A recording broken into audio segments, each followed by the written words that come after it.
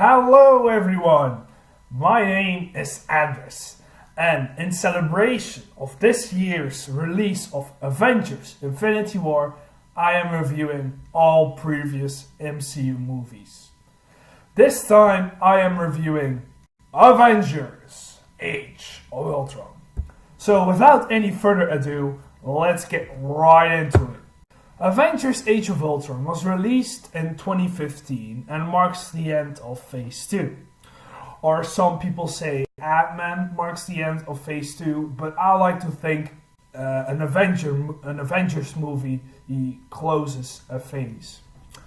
Okay, man, the hype for this movie was unreal. The sequel to one of the most revolutionary movies in recent years. However, I was still a bit cautious. All that hype, that can be dangerous, because you're setting yourself up for disappointment. I think this is the major problem with this movie. People expected that this movie would be way better than the original, which is almost impossible to do. And when they saw the movie, and they thought it wasn't as good as the first Avengers movie, people immediately disliked this movie and started hating on it and writing bad reviews and stuff. I must say, I really love this movie and I am a big defender of it. And to all those people who think this movie is a piece of shit only because it wasn't as good as the original, to you I say, I hope you choke on a bag of dicks. Joss Whedon returned to direct this movie, but unfortunately, he and Marvel had a bit of a falling out. Joss Whedon had originally a 3-hour cut of the movie, where we could see Ultron evolve throughout the movie. But that part was severely edited down. Furthermore, directing those Avengers movies was very tiring. So Joss Whedon wasn't interested in directing one of those movies again anytime soon.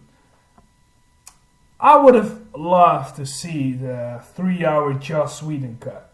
If Marvel actually ran with that rough cut and polished it into a finished movie, I think Age of Ultron would have blown everybody away, and it would have been the best in the franchise.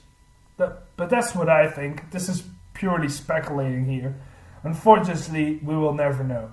And personally, I don't blame Joss Whedon for not returning to these kind of Avengers movies, because I can imagine it is very tiring and very taxing on your body and your mental state to direct these kind of huge blockbuster movies. Now the cast. Like the previous Avengers movie, the cast is quite extensive.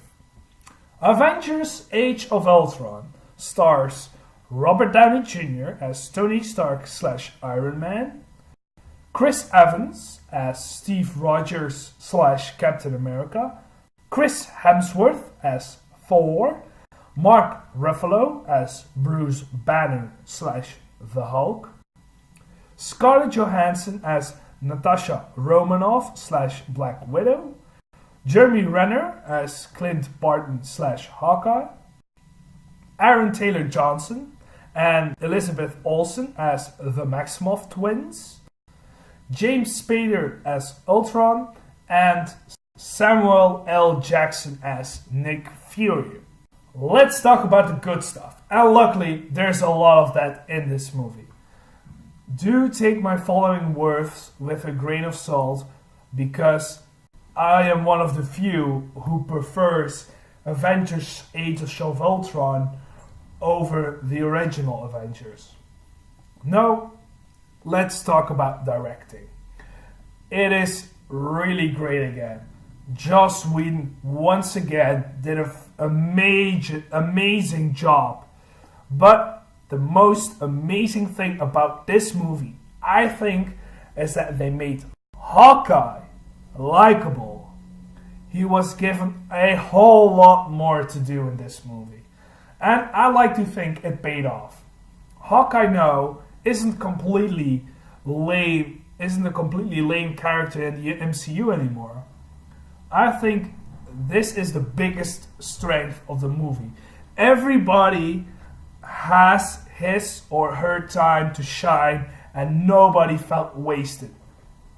For the most part, that was also true in the first Avengers movie, but like I just said, Hawkeye was underdeveloped and Captain America didn't really come across that badass to me. But yeah, in this movie, all that is fixed, and I do think the Maximoff twins were also handled really well. Alright, villain time. Although Ultron is no Loki by any stretch of the imagination, I really liked him as the villain though. And I thought he served this movie really well.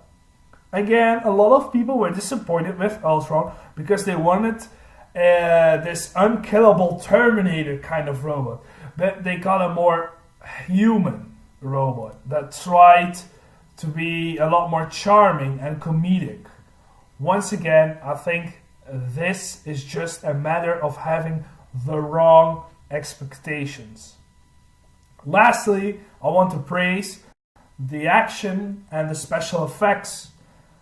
Hulk vs. Hulkbuster was a true standout in this movie, and the opening and ending fight scenes really showed some cool team-up fight moves. It was really cool and really neat to see that work out on the big screen. Now, on to the bad. Let's address the elephant in the room. The Hulk-Black Widow relationship. Like previously mentioned in my Avengers review, it comes completely out of left field. They had good chemistry in the previous movies. Yes, but that does not justify a full-on romance between those two at the start of this movie. If they just had developed feelings throughout this movie, that would have been something different. I would have been completely fine with that. I think most of the audience would be completely cool with that too. Maybe this was done. Maybe this was the case in Joss Whedon's 3-hour cut, but I highly doubt that was the case. The relationship itself was handled pretty well, though. Second thing that bothered me after rewatching this movie for the God knows how manyth time is that they try to give this movie a deeper and more complex story. Once again, for the most part, it works, but I think it was just a tad too overcomplicated for its own good. Avengers movies shouldn't be that really complicated. You should spare the more complicated, the more deeper stuff for the solo movies, in my opinion. Lastly, and this is just a minor gripe, there is something about the color grading in this movie I don't like. Most of the time, the movie seems a bit too orangey, and on rare occasions, a bit too bluey. This is again something I noticed because the color palette in the first Avengers movie was very bright and colorful, while in this movie, darker shades were used. Not all the time, just sometimes. Just enough for me to notice it after the few rewatches. Joss Whedon or Marvel Studios may have done it this way to reflect a darker chapter in the MCU timeline. But then again, the classic Marvel humor is present throughout the movie and is even at times more comedic than the first Avengers movie. Oh well, I've spent way too much time now on talking about colors. Let's wrap this review up. Rating time.